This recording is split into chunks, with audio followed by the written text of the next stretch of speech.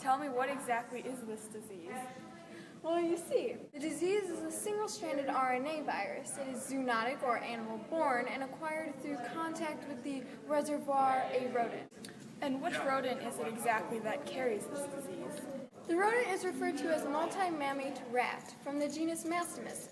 And how is it that the Lassa virus is spread from the diseased rodents to humans?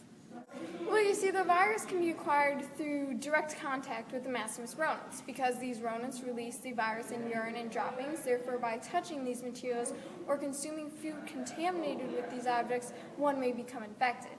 In addition, there is aerosol or airborne transmission, in which the virus is inhaled as tiny particles in the air that are contaminated with rodent excretions. Not to mention, Mastimus rodents can be consumed as food for some, and it can spread through direct contact when the rodents are caught and prepared for a meal. The virus can be infected through person-to-person contact.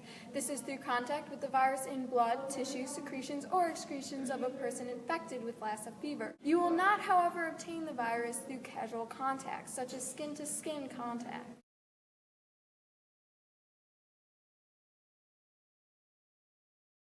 Can you tell us where Lassa fever is found in West Africa? What? Did you say something? Why, yes. I was wondering if you could tell us where Lassa fever is found in West Africa. Lassa fever? Oh, Lassa fever is found throughout West Africa. Guinea, Liberia, Sierra Leone, and right here in Nigeria. How did you first realize you had Lassa fever? Well, it wasn't until 1 week after I first got the virus. You know, the symptoms don't usually come up until like weeks after you got them. But oh boy, I can tell you right now, it was not a good experience. I had a fever that skyrocketed through the ceiling, and my sore throat and back pains were not helping ease the pain. Not to mention, I was spitting back up anything I ate, just vomiting everywhere. It ain't a pretty sight at all. Are there complications after recovery? Why, yes. The biggest one being deafness. There are all sorts of degrees of deafness. And in many cases, hearing is lost permanently.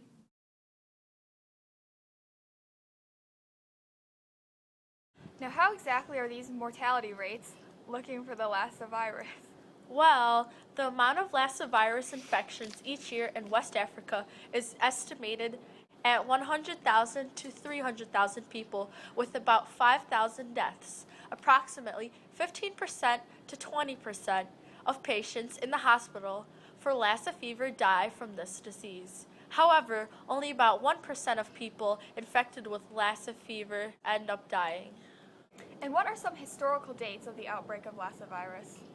In 1970, Lassa outbreak occurred in the hospital at Jos. There were 28 cases and 13 deaths.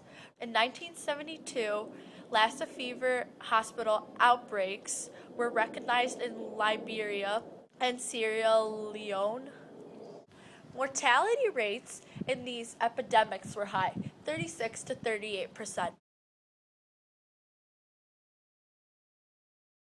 How can Lassa fever be prevented? Well, first of all, avoiding contact with Mastimus rodents will help prevent the Lassa virus from spreading from rodents to humans. And there's anything people specifically in local areas where the Mastimus rodents and disease are common can do to prevent Lassa virus? Yes, there are numerous things we can do.